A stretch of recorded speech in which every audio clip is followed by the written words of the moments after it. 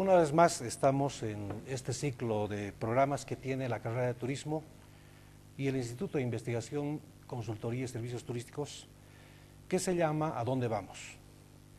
En esta ocasión queremos tratar un tema que es muy actual, referido al evento folclórico, pero cultural también, y en este caso turístico, que se llama la Entrada Folclórica Universitaria.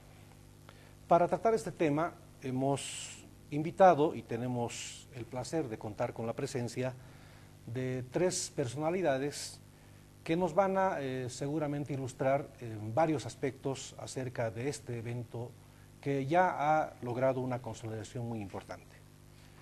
Por una parte tenemos al señor Luis Sempertegui, que es reconocido como prácticamente el iniciador de este evento folclórico. Tenemos también la presencia de la licenciada Zdenka Céspedes, que es la directora del Gobierno Municipal Autónomo de La Paz, la directora de Turismo, y tenemos al doctor Fernando Cajías como docente de la universidad en la carrera de Turismo, experto en el tema cultural, pero además ha sido parte de la organización y del crecimiento de este evento folclórico. La intención de la carrera de turismo es básicamente tratar estos aspectos en sus diferentes vertientes. Y propongo para este debate que analicemos tres aspectos. Por una parte, recordar cuál ha sido el origen, cómo se ha iniciado este evento y cómo es que estamos llegando a su 25ª edición, ¿no es cierto? 26. 26 son 25 que se han realizado y esta es la 26. Y cómo, digamos, estamos consolidando a nivel de la universidad, pero también de la ciudad de La Paz con esta entrada.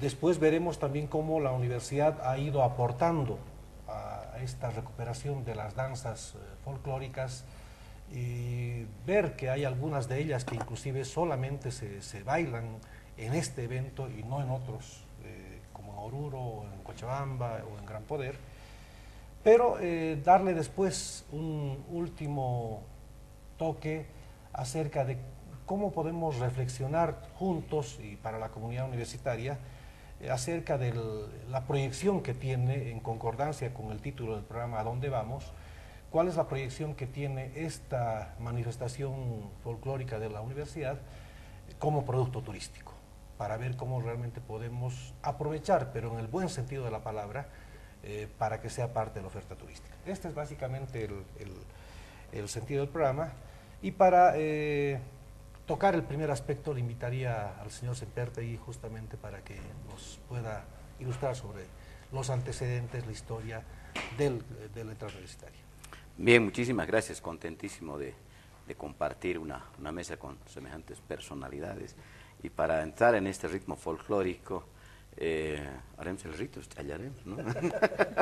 Bueno, ¿no ve? Salud, salud. Bueno, hablar de la entrada folclórica universitaria en lo personal, como en el texto que habíamos hecho con Fernando, pasa siempre a hablar de Fernando Cajías, porque yo esto no hubiese puesto en evidencia esta entrada si no lo hubiese conocido a Fernando, el docente famoso de turismo en esas épocas.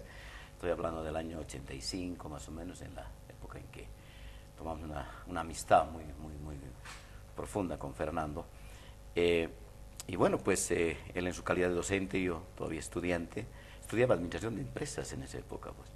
Y bueno, en esa línea es que yo me ligué mucho al tema cultural, me encantaba siempre ese ritmo, y creo que Fernando me agarró desde esa óptica y me impulsó a que yo pueda ser parte de Extensión Universitaria, que en esos tiempos la UMSA contaba con el Departamento de Extensión Cultural, hoy ya no existe por el Congreso del 88, ¿no?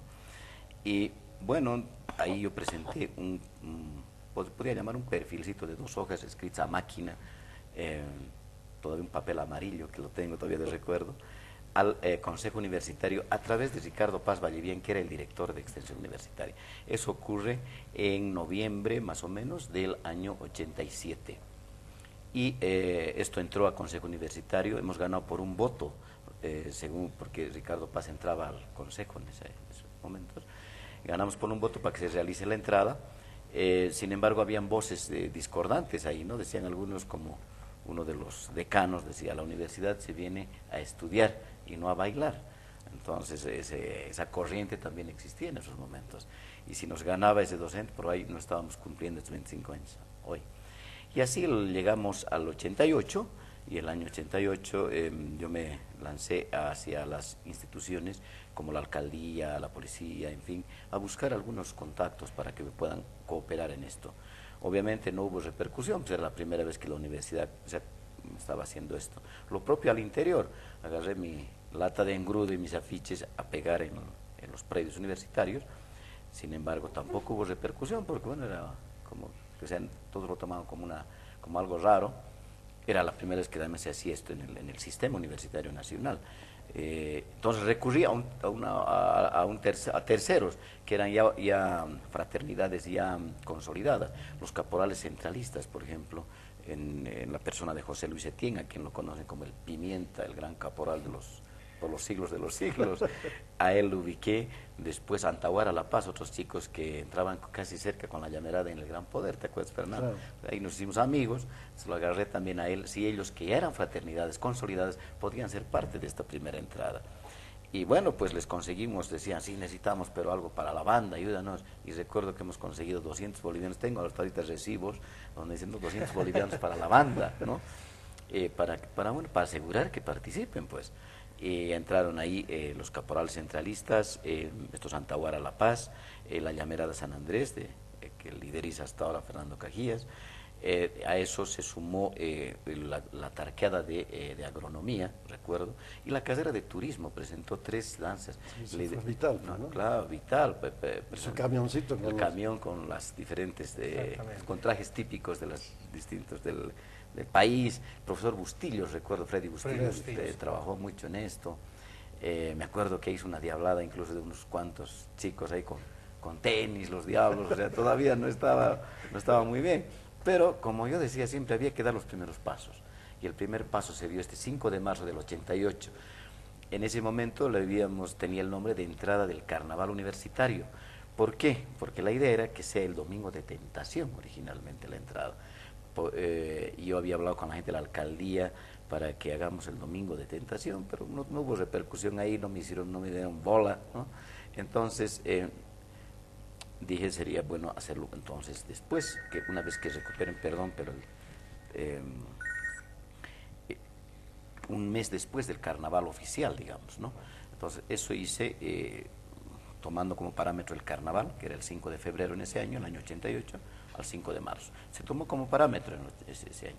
Y así fue, tuvimos ese año, entraron, recuerdo por ejemplo los gusanitos de arquitectura, entraron los pepinos de bibliotecas, en fin, también algunos no entendiendo que se trataba de un tema estrictamente folclórico, confundiendo con una farándula. No había problema en ese momento, y yo no me asusté, pero tenía estos grupos que los denomino siempre como el grupo Los Anzuelos, o el anzuelo que ha servido, porque ya al ver a estos grupos consolidados y a esto que se sumó la carrera de turismo, con un grupo de Salaque, en fin, entonces los estudiantes al ver esto se contagiaron, porque el año 89 tenemos 41 grupos, y estrictamente folclóricos ya no hemos tenido ese cruce con algunos pepinos o algo parecido, y al año 90, 71 grupos. El año 90 yo lo había denominado el año de la consolidación de la entrada folclórica universitaria, porque con 71 grupos el tema se venía de verdad, es decir, ya esto no para. La repercusión en la prensa. La prensa. Yo tengo mis archivos de la repercusión en la prensa, y el rol de la prensa jugó un rol muy importante la prensa de difundir la entrada universitaria, incluso desde el primer año.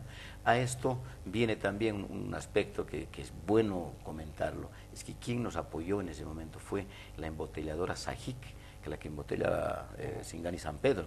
Creo que ahora creo que ya no hay Sajic, ya no hay.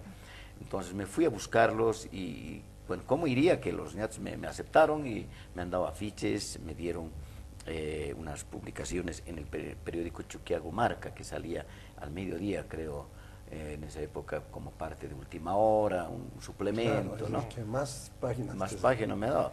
Entonces después Presencia también, que ellos, pero ya no hay, pues, ¿no? Claro. Presencia, Última Hora, hoy.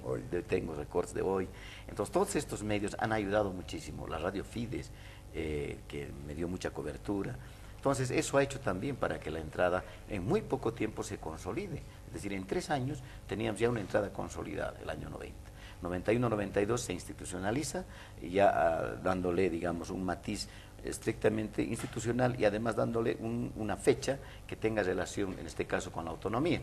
El 25 de julio, el Día de la Autonomía. Entonces, por resolución del Honorable Consejo Universitario, se decide que la fecha sea en homenaje a la autonomía universitaria y entonces sea el sábado más cercano al 25 de julio. Y es así que estamos realizando desde aquellas épocas. Y otro aspecto importante es el tema de las monografías. Yo desde antes de justamente, creo que todos estos datos que se han mencionado son muy importantes, ¿no? Y a nivel académico, a nivel de la universidad, precisamente, lo que se quiere es recuperar y tener la historia, por lo menos para que las generaciones futuras lo puedan utilizar. Y menos mal se han publicado ya algunos, se ha hecho un texto, en la carrera de turismo se han hecho algunos trabajos, pero hay un texto en la universidad que justamente recoge todos estos datos y hace que por lo menos no tengamos la memoria solamente oral, sino que realmente tengamos documentada inclusive. Y esto es muy importante porque tenemos que tener y recuperar estos datos. Precisamente ya para entrar en los temas de recuperación de patrimonio cultural, la entrada universitaria tiene un carácter diferente a lo que es el Gran Poder o el Carnaval de Oruro, precisamente porque es un requisito fundamental la exigencia de la inscripción de cada una de las fraternidades o de los grupos, pero además la obligación de presentar una monografía, ¿no es cierto? Y este es, digamos, el diferencial, y ahí quería justamente referirme, y doctor Cajías, mencionar cuáles han sido las monografías, cuáles son las danzas, los bailes que se han recuperado, qué importancia, cómo se valoran estas monografías, porque al final el puntaje no solamente es por la presentación el día de la entrada, sino también la defensa, la exposición de las monografías, ¿no es cierto? Bueno, como decía Lucho, desde el principio, ¿no? Fue una idea muy importante que se investigue, que se presenten monografías. Y por otra parte, no recuerdo qué año, tal vez tú te acuerdas, un año en que había como 16 caporales. El año 89 y 90. El 90 teníamos 16 caporales. Era entrada de caporales. Y el otro grupo que sí era de Antahuara, estaba de moda. Claro. Caporal y Antahuara era lo que más había. Y entonces se tuvo la idea de restringir, ¿no? Para que la entrada universitaria tenga un fin que es la difusión de la mayor parte de las danzas posibles, ¿no? Entonces se ha puesto una restricción que sean 6 de cada especialidad. Entonces ha habido boom, se puede decir. El primer boom ha sido los caporales, el segundo boom los tingus, ¿no? No quiero decir que los llameros no hayamos hecho boom, pero digamos en sentido así de que aparecía un montón de grupos.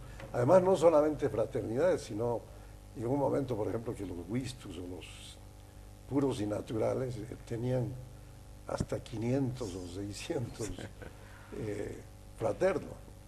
Luego las chacareras y así sucesivamente, ¿no?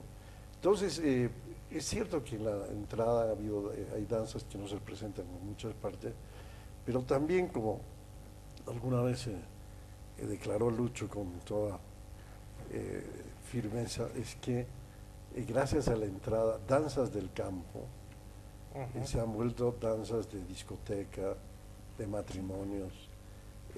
Por ejemplo, en el caso de los tingus, ¿no? Es muy interesante todo eso. Entonces, hemos tenido debates, ¿no? No ha sido fácil. Por ejemplo, había un letrero, me acuerdo, nos quieren alienar. Era increíble que en la UMSA, con la entrada se diga que se quieren alienar, que le quiten el alma mater de la universidad, que era ser revolucionaria, y eso nunca. Más bien, si uno estudia los mensajes de cada año de la universidad, han sido mensajes adecuados a la realidad del momento. Como por ejemplo este año, intercultural, es justamente el gran debate que estamos viviendo. Entonces, siempre ha habido un mensaje. Y en ese sentido, creo que, por un lado, ha habido un estudio profundo de los cambios de las danzas tradicionales. Hay fraternidades que destacan más que otras en esta labor de investigación, pero a la vez, al obligar esta diversidad, obviamente se presenta aquello de danzas que no es que no existan en el país, ¿no? Pero que sí es por primera vez que se las trae a las calles de la ciudad. Se las visibiliza, ¿no? Esa es la tarea, es la palabra correcta. Se las ha visibilizado. Y en ese sentido, pues la lista es larga, ¿no? Se han traído, por ejemplo, los talleres como Jihuazán de Turismo, ha traído danzas de Tupiza, la saya, ¿no? La saya afroboliviana, no sé si circunscrito al departamento de La Paz, claro. es decir, es una Luego el taller de arquitectura es una maravilla en estudiar las danzas autóctonas. El Hachatata danzante pusieron. Por ejemplo. Después hay un grupo de los más rebeldes de la U que no querían bailar, pero han encontrado la danza más rebelde que los pacochis, que es una, y la bailan con toda fuerza. ¿Y te acuerdas de los mococaras de bibliotecología? Bibliotecología, ese taller es otro que trae los constantemente. Mococaras, y los de justicia comunitaria, ¿no? De derecho. También los lecos que trajeron el año pasado. Los lecos desde Apolo. Y ahora, últimamente, lo que traen las sedes, ¿no? Las subsedes que han traído danzas de San Buenaventura. Vienen, este año llegan. Una vez fue muy gracioso porque el taller de artes presentó acá arete, que es danza guaraní.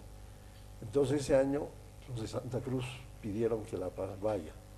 Entonces se premió a los 3 primeros. Entonces nosotros en la entrada de Santa Cruz estábamos bailando arete de los guaraníes de Santa Cruz. Y había facultades de la Universidad de Santa Cruz que estaban bailando timbres. Eso es parte.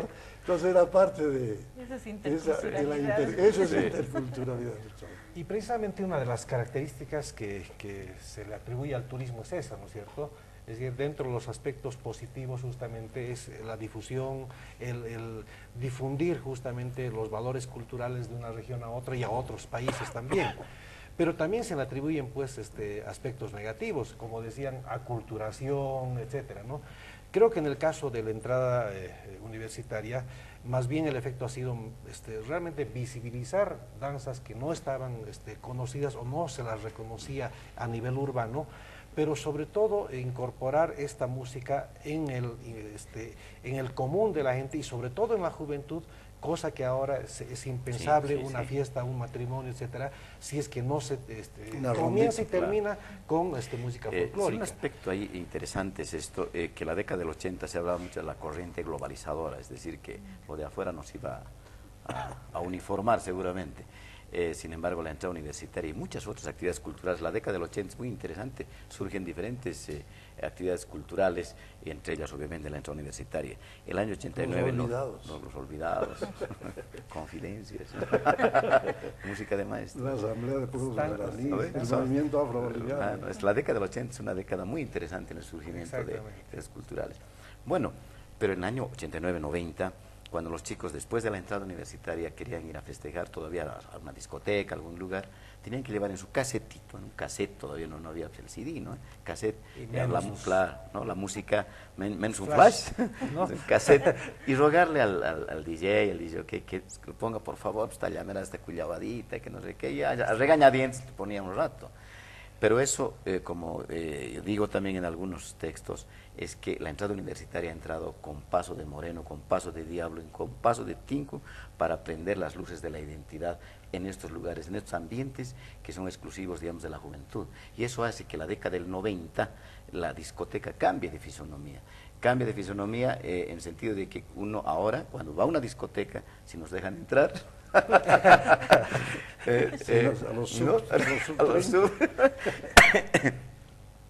La discoteca ya es imposible que no haya por lo menos 1 o 2 tandas de música nacional. Y no solo eso, sino que ostenten bailar mejor. O sea, suben a la pista morenos, diablos, tincus, y realmente es una fiesta terrible en una discoteca, ¿no? Entonces, creo que eso, no creo, estoy seguro que la entrada universitaria ha cambiado incluso el gusto, o sea, los gustos foráneos en tema de la música y de la danza, que en la década del 80 estaba fuerte, el 90 cambia esto y la discoteca se convierte en un lugar donde se practica la danza y la música nacional. Y eso ha hecho y ha contagiado en el país, porque ahora tenemos alrededor de 14 entradas folclóricas universitarias. Entonces yo comento, siempre digo, que los universitarios, o sea, nos hemos convertido un poco en una suerte de cinturón de seguridad ante la invasión pasiva que hacen los vecinos, ¿no? Que su pretexto de cultura andina se lleva nuestra música, se lleva nuestra danza. Entonces creo que los universitarios con esto lo que están haciendo es contagiar en las nuevas generaciones y bueno, pues con esto alargar la vida cultural de nuestros pueblos, ¿no? Yo creo que justamente ya un poco tratando de enlazar esta parte con el tema turístico, diría, hemos, digamos, construido, hemos recuperado, hemos valorizado justamente varias expresiones culturales, danzas, música en el país, y el turismo lo que hace fundamentalmente es aprovechar el patrimonio cultural y el patrimonio natural. No es aprovecharse, ¿no? Y lo ha aclarado al principio, aprovechar en el mejor sentido de la palabra, porque precisamente de lo que se trata es que a veces no hay recursos turísticos, no hay atractivos turísticos, como se dice en la jerga de turismo, pero en este caso tenemos una gran riqueza, pero esa riqueza, además de tener todos estos valores, ¿no? De recuperar, de ascender la bolivianidad, la cultura nuestra, de defendernos, de proyectar inclusive esta cultura al exterior, de hacer que nos respeten como para que no estén invadiendo, si quieren, nuestro acervo cultural, decía, estos recursos deberían también servir para promover este movimiento económico, para promover una serie de actividades, servicios, etcétera, que se hace, ¿no? Pero de lo que se trata es que sea de la forma mejor posible. Ejemplos en el mundo existen muchísimos, ¿no es cierto? Para no ir muy lejos, el Carnaval del Río es un evento mundial que concita el interés de mucha gente y mueve muchos millones de dólares, ¿sí? Y ha generado una serie de efectos colaterales en términos sociales, culturales, políticos, económicos, ambientales, etcétera, ¿sí?